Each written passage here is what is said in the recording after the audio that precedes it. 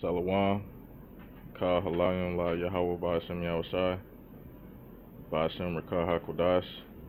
Double honors to the Apostle Elders of Great Millstone, and salutations to you Akim out there laboring in the faith and doing this work in truth and sincerity. And pretty much I'm getting to couple of articles on RT News concerning the trade wars with America and these foreign countries, as far as the EU, as well as China. And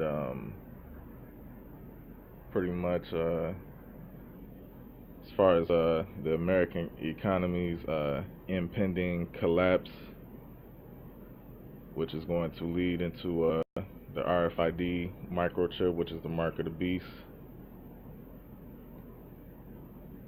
and ultimately the fall of America, which is Babylon the Great, according to the Bible.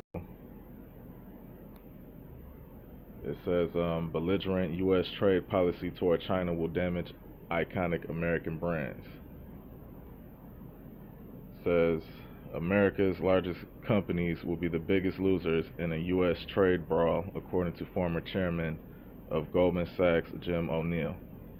Right, because America being the biggest consumer market on the planet, you know, without it being able to produce goods to pretty much bolster its economy, America is pretty much going to end up having an economy that collapses, and due to the dollar not being backed by anything, the dollar is becoming more weaker every day due to the ever-rising debt, which is in the 20 trillions. So pretty much this trade war that Trump is instituting on America's allies and these other nations who continue to do business with Iran is pretty much going to backfire. It says, I often say to people that America's most iconic modern company, Apple, has for 3 years sold more iPhones to Greater China than it has to the U.S. So ultimately, if the U.S. genuinely takes this kind of belligerent stance, it's going to be the U.S. best growing companies that will suffer, he told CNBC. According to The Economist, the vast majority of consumer growth is coming from China, not the U.S. or other countries. Since the start of the decade, 85% of all global gross domestic product has come from China, and the U.S.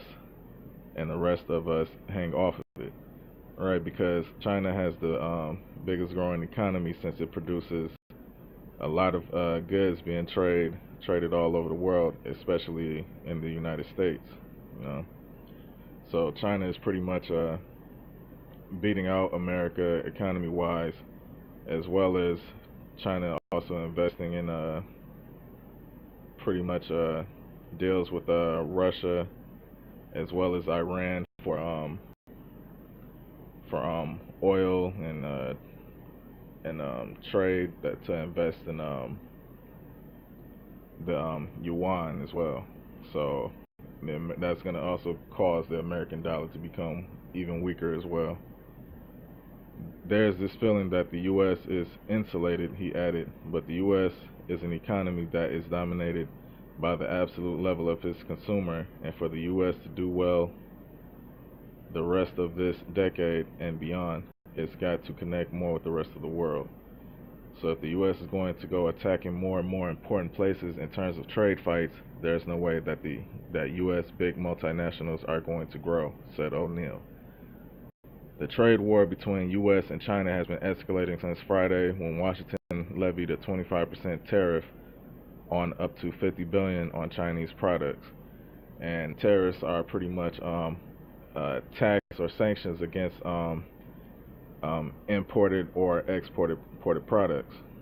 You know, so that's why China, as well as these other different nations, are coming together to formulate trade and business deals amongst each other, so that way they won't be affected by America's tariffs and sanctions. You know, after Beijing retaliated, U.S. President Donald Trump threatened China with a 10% tariff of $200 billion net dollars worth of Chinese goods. All right.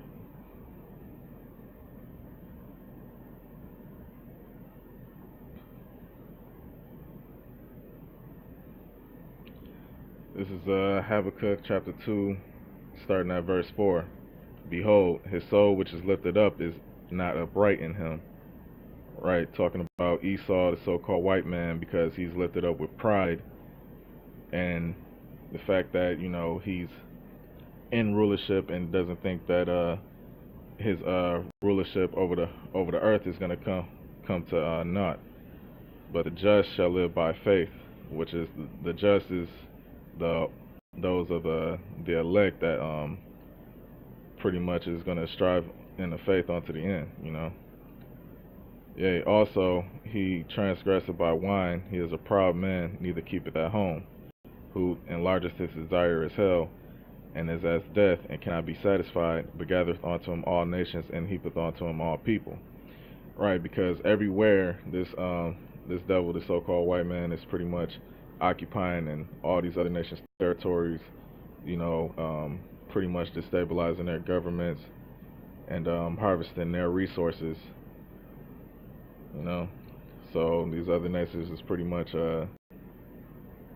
getting tired of Esau, you know, occupying their land. So, you know, pretty much these other nations are getting stirred up against so-called white man, you know, to pretty much remove him out of power, you know, via this third world war. All right. It says, shall not all these take up a parable against him, and a taunting proverb against him, and say, woe to him that increaseth that which is not his, how long, and to him that ladeth himself with thick clay. All right. So as far as America being in high debt, let's find out what thick clay is.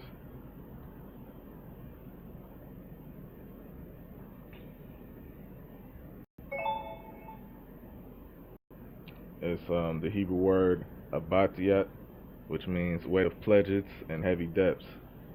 You know, so America's economy is pretty much falling, and with that fall, you know, everything's going to pretty much end up going up even higher in prices for you know, pretty much your everyday goods, you know.